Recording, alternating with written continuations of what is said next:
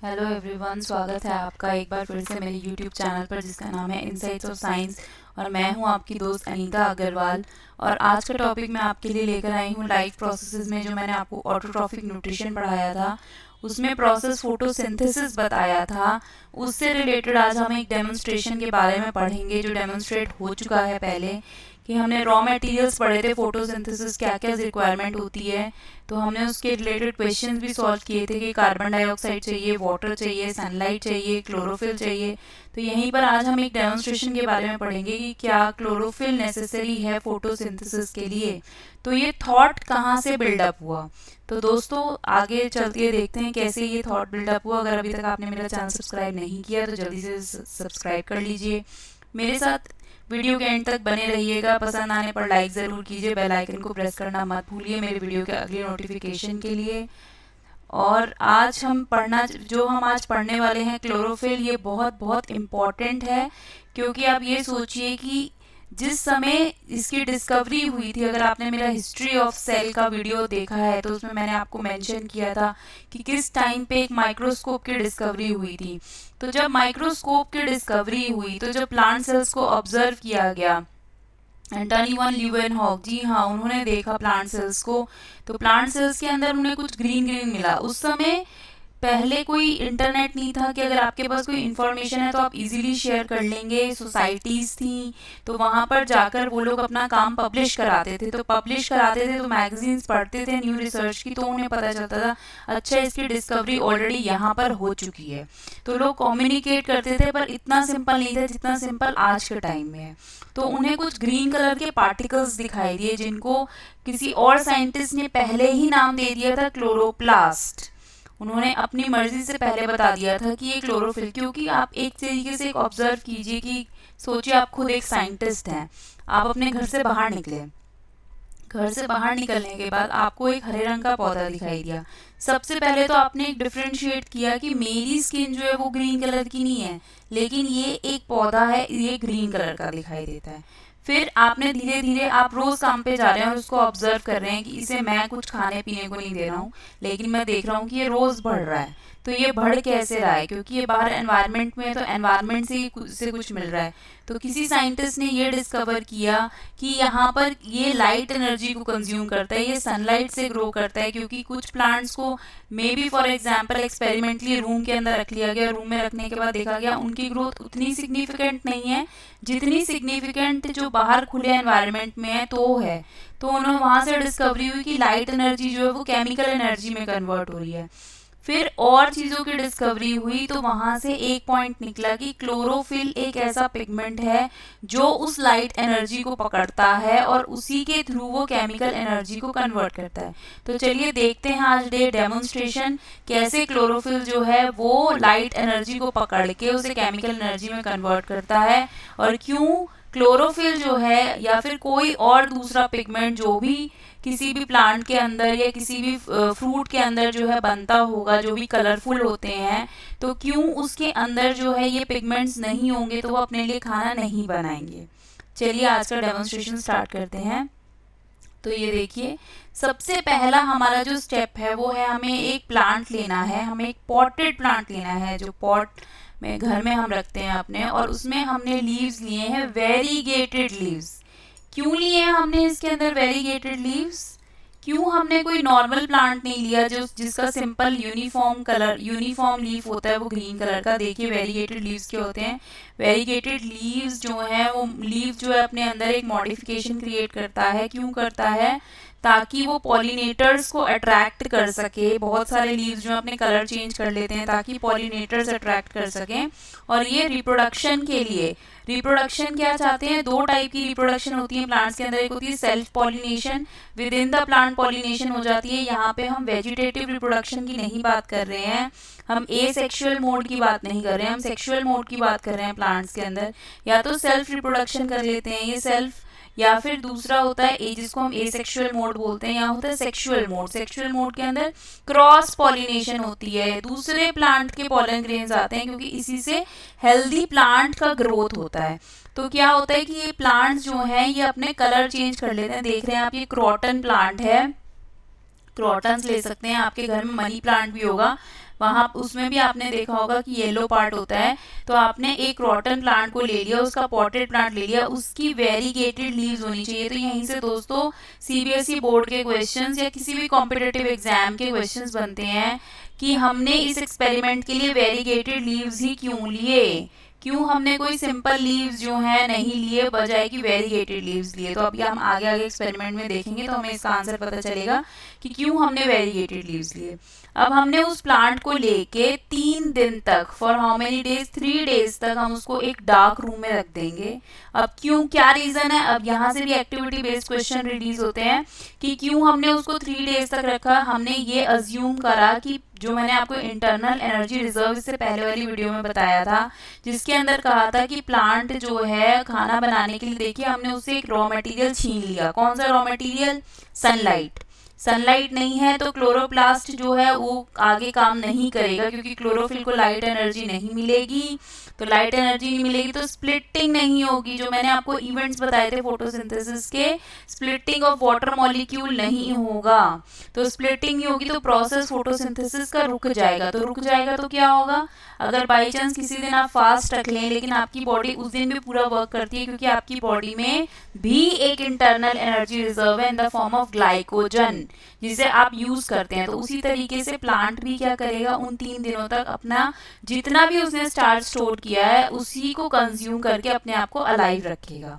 अब हम मान रहे हैं 3 दिन के बाद उस प्लांट का सारा स्टार्च जो है वो यूज हो चुका है। अब उसे नया खाना मिलेगा तो ही वो जिंदा रह सकता है, वरना वो डेथ की तरफ चला जाएगा। तो हमने अब उसी पॉटेड प्लांट को लिया और उसको अबाउट 6 आवर्स तक, 6 आवर्स तक हमने उसको, अब हमने कौन सा फैक्टर दिया, उसे सनलाइट दे दी हमने उसको।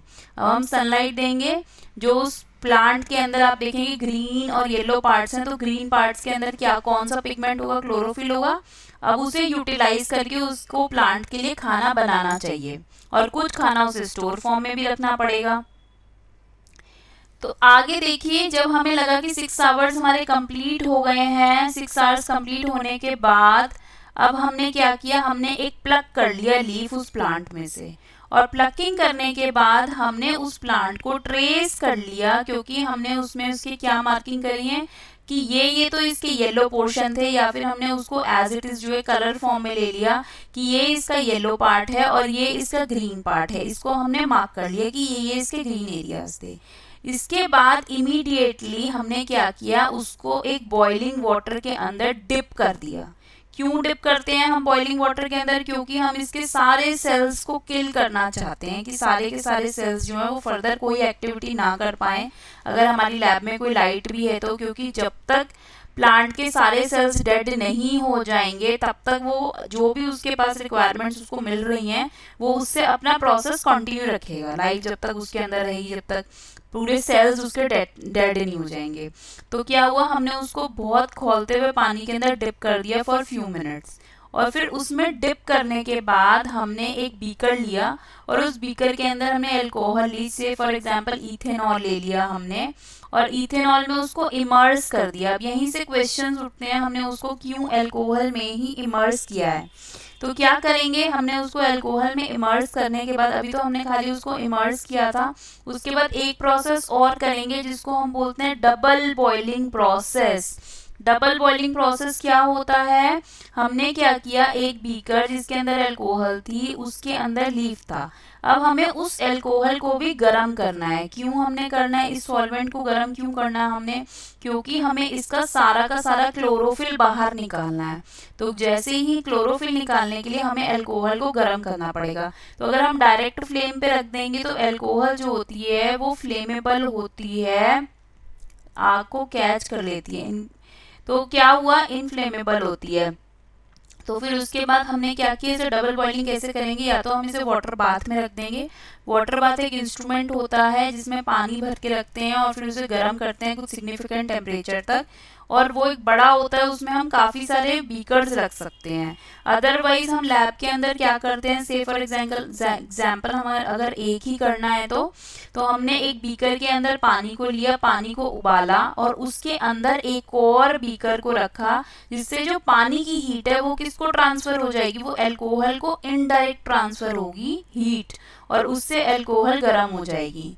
उसके बाद क्या होगा, जैसे ही पानी की हीट जो है उसको पहुंचेगी, अल्कोहल गर्म होगी, तो लीफ अपना सारा कलर छोड़ के, से फॉर एग्जांपल जैसे आपने पतझड़ में लीफ देखा होगा, या फिर जब आपने कोई घर में अगर एक्सट्रैक्शन के लिए बे लीव्स वगैरह को, किसी को भी अगर आपने पानी में बॉईल करा होगा तो आपने देखा होगा कि वो सारा उसका ग्रीन कलर चला जाता है और वो थोड़ा सा ब्राउनिश येलो कलर का हो जाता है। और जो अल्कोहल है उसका सॉल्यूशन कौन से कलर का हो जाएगा, ग्रीन कलर का हो जाएगा। देखिए आप, ये जो एक्सपेरिमेंट है टेस्ट ट्यूब में करा गया, देखिए अल्कोहल का कलर कौन सा हो गया। अब आपने क्या किया, इस लीफ को अल्कोहल में से निकाला, और अल्कोहल क्योंकि ये केमिकल है इसमें से निकाल के आपको इसको फिर से एक बार पानी में डालना है, ताकि जितनी भी अल्कोहल इस पे लगी हुई है वो पानी में डिसॉल्व हो जाए और ये क्लीन होके बाहर निकल आए। फिर क्योंकि इसे हमें हमें इसके ऊपर एक दूसरा केमिकल डालना है जिसका नाम है आयोडीन, और आयोडीन डालने के बाद हम जो है इसको रिंस ऑफ कर देंगे आयोडीन सॉल्यूशन को। तो बताइए हमने यहाँ पे आयोडीन क्यों डाला, मेरी पहली वाली वीडियो में आपने देखा होगा कि आयोडीन हम कब इस्तेमाल करते हैं, स्टार्च टेस्ट करने के लिए। स्टार्च हम यूं टेस्ट करना चाहते हैं कि हम देखना चाहते हैं कि क्या इस प्लांट के अंदर कोई खाना बचा हुआ है, कोई स्टोर्ड फूड है जो हमने 6 घंटे तक इसे सनलाइट में रखा था, कुछ तो खाना इसने अपने लिए स्टोर करने के लिए बनाया होगा, हमने उसके सेल्स को किल कर दिया, लेकिन अभी भी उसके अंदर स्टार्च की फॉर्म में फूड अवेलेबल है कि नहीं है, ये हमें चेक करना है। तो जैसे ही हमने आयोडीन सॉल्यूशन उसके अंदर डाला, तो देखिए ये एक मनी प्लांट का लीफ है जिसके ऊपर आयोडीन सॉल्यूशन डाला हुआ है। तो आप देखिए इसी से आइडेंटिकल इसका रियल लीफ है जो काट के साइड में रखा हुआ है, तो ताकि आप कंपेयर कर सकें, आप उसको उसकी जहाँ पे आपने ट्रेस किया था उसके ऊपर रख के पता करेंगे, क्योंकि जो यूनिफॉर्म हो चुका है पूरे के पूरे लीफ का कलर जो है वो यूनिफॉर्म हो चुका है। आयोडीन डालते ही कुछ पोर्शन के अंदर ब्लू ब्लैक कलर आया और कुछ पोर्शन में नहीं आया। तो जिस पोर्शन में ब्लू ब्लैक कलर आया वो पोर्शन कौन से कलर का था दोस्तों, ग्रीन कलर का। देखिए ये आपकी एनसीईआरटी का डायग्राम 5.2 है, इसमें देखिए ये क्रोटन का लीफ है, ये पूरा का पूरा येलो हो गया, सिर्फ ये ग्रीन पैचेस थे। और जैसे ही आपने इसके ऊपर आयोडीन सॉल्यूशन डाला, सिर्फ इन्हीं ग्रीन पैचेस के जो है वो कौन सा कलर हो जाता है, ब्लू ब्लैक कलर का हो जाता है। तो यहाँ से आप क्या कंक्लूड कर सकते हैं, यहाँ पे आप प्रेजेंस ऑफ स्टार्च कंक्लूड कर सकते हैं, कहाँ पर, ग्रीन एरियाज पर, सिर्फ जहां पर हम कहते हैं कि क्लोरोप्लास्ट है, क्लोरोप्लास्ट में क्लोरोफिल है। होपफुली आपको समझ में आ गया होगा कि क्यों हमने एक वेरीगेटेड लीफ ली थी, क्यों हमने एक यूनिफॉर्म ग्रीन लीफ नहीं ली, क्योंकि हमारा एक्सपेरिमेंट क्या है, हमें पता लगाना है कि क्लोरोफिल जो है क्या वो सच में इम्पॉर्टेंट है फोटोसिंथेसिस के लिए। तो अगर हम कह रहे हैं कि स्टार्च की फॉर्म में खाना जो है प्लांट इंटरनल एनर्जी रिजर्व रखता है, तो वो स्टार्च कहाँ कहाँ पे मिला, सिर्फ जहाँ जहाँ पे ग्रीन पार्ट था। तो चलिए ऑब्जर्वेशन मार्क कर लेते हैं कि लीफ में 2 टाइप के पैचेस थे, कुछ हमने अब क्या ऑब्जर्व किया कि ब्लू ग्रीन कलर के, ब्लूइश ब्लैक कलर के मिले और येलोइश कलर के मिले। जो ब्लूइश ब्लैक एरियाज थे उन्हीं में स्टार्च है, क्योंकि हमने देखा आयोडीन का जब स्टार्च से रिएक्शन होता है तो आयोडीन कौन सा कलर में उसको चेंज कर देता है, जो जिसमें स्टार्च होता है ब्लू ब्लैक कलर में। The blue black colour is due to the reaction of iodine with starch, and yellow areas are without starch, क्योंकि वो येलो पार्ट है वो फोटोसिंथेसिस नहीं कर सकता, इसीलिए वहां पर कोई स्टोर्ड फूड नहीं है। Compare the bluish black colour and pale area with green and non green area sketched on the paper. Paper के ऊपर स्केचिंग करके कंपेयर करा तो हमने ये पाया कि जो ब्लू ब्लैक एरिया थे ये वही थे जो कि ग्रीन कलर के थे। पहले जब स्केचिंग हमने करी थी उस टाइम पे जो ओरिजिनल लीफ हमने प्लक करा था उस टाइम पे जो हमें कलर मिले थे वो यही ग्रीन थे, और जो नॉन ग्रीन एरिया थे वो पेल कलर्ड के थे। तो ये हमारी ऑब्जर्वेशन थी इस डेमोन्स्ट्रेशन से। क्या इन्फ्रेंस निकाला, इन्फ्रेंस हमेशा वही होता है जो हमारे एम लेके हम चलते हैं, अगर हम उस एम तक सक्सेसफुली पहुंच सकें तो यही हमने इन्फ्रेंस निकाला कि सिर्फ क्लोरोफिल कंटेनिंग एरियाज ने ही स्टार्च प्रोड्यूस किया था, जो कि एक फोटोसिंथेसिस का प्रोडक्ट है, इस प्रोसेस का प्रोडक्ट है। यानी कि हमने क्या प्रूव कर दिया, chlorophyll is necessary for photosynthesis. तो ये देखिए ये ऑर्गेनेल है क्लोरोप्लास्ट, इसके अंदर मैंने आपको बताया था थाइलाकॉइड होते हैं, जो कि थाइलाकॉइड कुछ नहीं है, एक मेम्ब्रेन ही है। उसके अंदर जो है क्लोरोफिल पिगमेंट हैं। तो ये क्लोरोफिल पिगमेंट्स जितने भी हैं, ये इन्होंने क्या किया, लाइट एनर्जी को ये ट्रैप करते हैं, और लाइट एनर्जी को ट्रैप करके ये वाटर का फोटोलिसिस करते हैं, और वहीं से कार्बोहाइड्रेट बनाने के लिए रिडक्शन होता है कार्बन डाइऑक्साइड का, हाइड्रोजन मिलता है कार्बन डाइऑक्साइड को वाटर से, और वहीं से रिडक्शन होके क्या बनता है, कार्बोहाइड्रेट, जो आगे जाके किस फॉर्म में जो कि किस फॉर्म में आगे जाके स्टोर होता है, in the form of starch. तो कार्बोहाइड्रेट एनर्जी को यूटिलाइज करता है, एनाबॉलिज्म प्रोसेस होता है, बहुत सारे मॉलिक्यूल्स अटैच करके क्या बन जाते हैं, स्टार्च मॉलिक्यूल्स बन जाते हैं। और ये देखिए, ये एक क्लोरोफिल का स्ट्रक्चर है जो कि ड्रॉ किया हुआ है।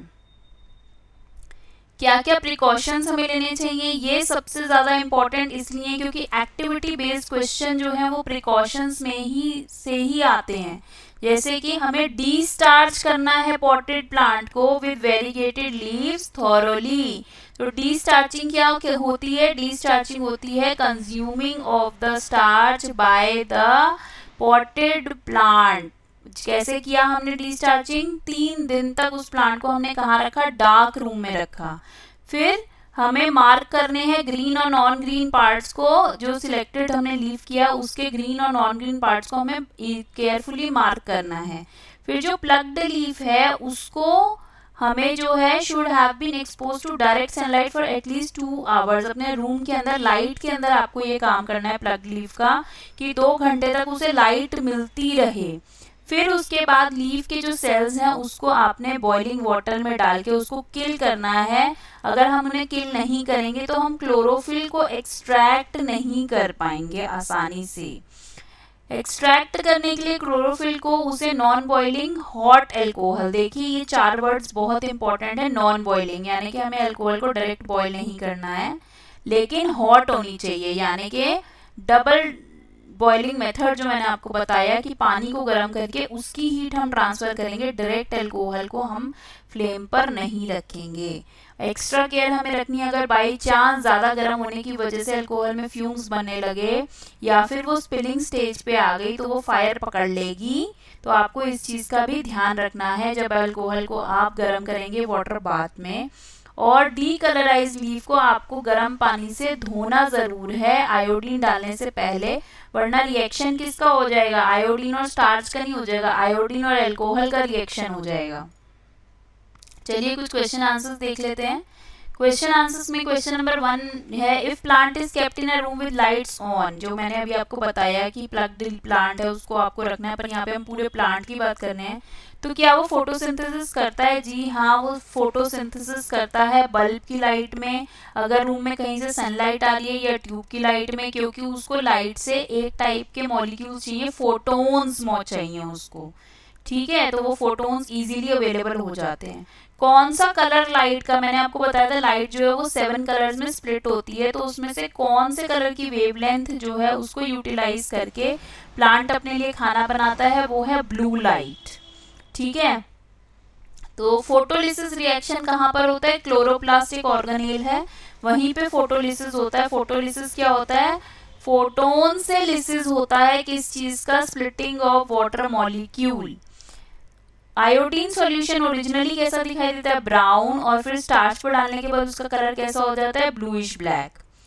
कौन कौन से रॉ मटेरियल्स चाहिए जो फोटोसिंथेसिस में चाहिए, हमको लाइट चाहिए, कार्बन डाइऑक्साइड चाहिए, वाटर चाहिए, क्लोरोफिल पिगमेंट चाहिए, और उससे हमारा क्या बन जाएगा, प्रोडक्ट बन जाएगा। आपको इक्वेशन अगर याद हो तो इक्वेशन थी, कितने मॉलिक्यूल्स लगेंगे, 6 मॉलिक्यूल्स लगेंगे कार्बन डाइऑक्साइड के, 12 मॉलिक्यूल्स लगेंगे वाटर के, किसके प्रेजेंस में होगा, सनलाइट के प्रेजेंस में, और क्या होना चाहिए, क्लोरोफिल होना चाहिए।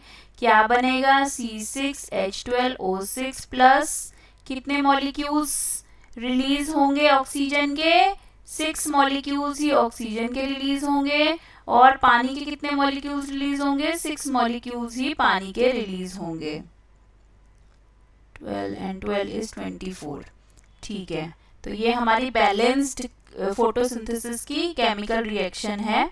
What is the use of light in photosynthesis, light की क्या जरूरत है, लाइट जो है वो फोटोलिसिस करता है, वाटर को डिकम्पोज करता है हाइड्रोजन में और ऑक्सीजन गैस में। यानी कि आप ये चीज यहाँ से समझिए कि दो प्रोडक्ट्स मिल रहे थे, ठीक है, दो रिएक्टेंट्स मिल रहे थे, जो लेफ्ट साइड पे होते हैं वो होते हैं रिएक्टेंट्स और जो राइट साइड पे होते हैं वो प्रोडक्ट्स होते हैं।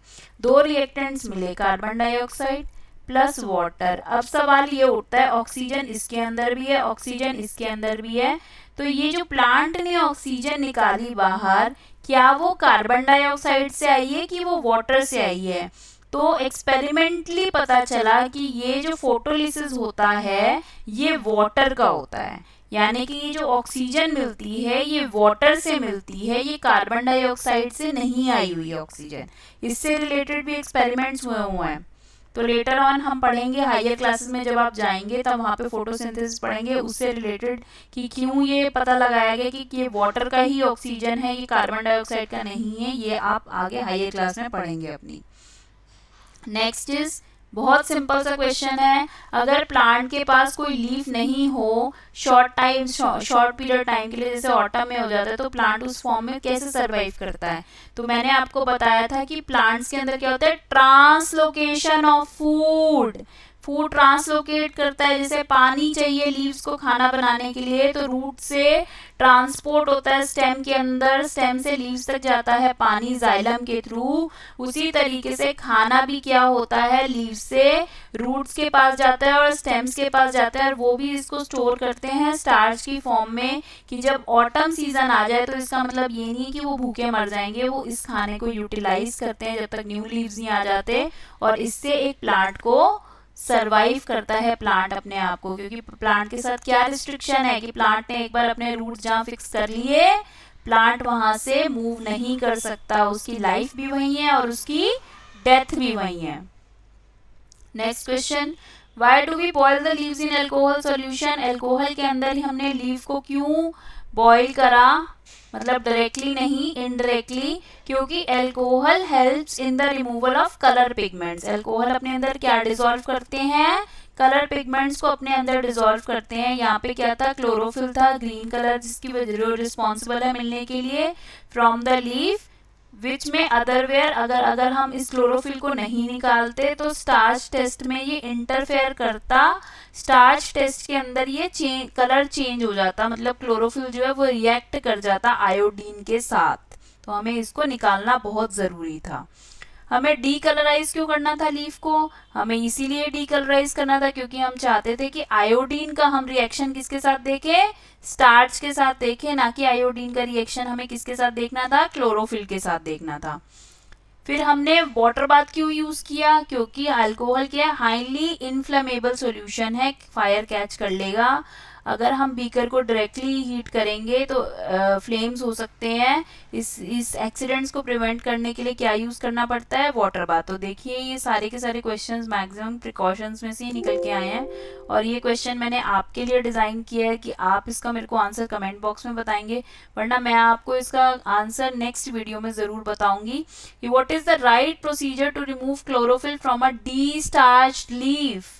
क्या प्रोसीजर है, क्या हम डीस्टार्च लीफ को बॉईल करें लाइम वाटर में, या फिर अल्कोहल में, या फिर खाली वाटर में ही अगर हम उसको बॉईल करेंगे तो डीस्टार्चिंग, तो उससे हमारा क्लोरोफिल रिमूव हो जाएगा, या फिर हम मिक्सचर लेते हैं अल्कोहल और वाटर का। बहुत सिंपल है दोस्तों, जल्दी से कमेंट बॉक्स में कमेंट करके बताइए। वीडियो पसंद आया हो तो लाइक ज़रूर कीजिए और मेरे साथ यूं ही बने रहिए हर वीडियो तक, और इसे अपने फ्रेंड्स के साथ, फैमिली में, जो भी आपकी फैमिली में 9th-10th के बच्चे हैं, यूपीएससी के जितने भी स्टूडेंट्स हैं, जो टेट की प्रिपरेशन कर रहे हैं, या जहाँ पर भी जनरल साइंस जो है एक इम्पॉर्टेंट फैक्टर है एंट्रेंसेस के लिए, उनसे ज़रूर शेयर कीजिए। धन्यवाद।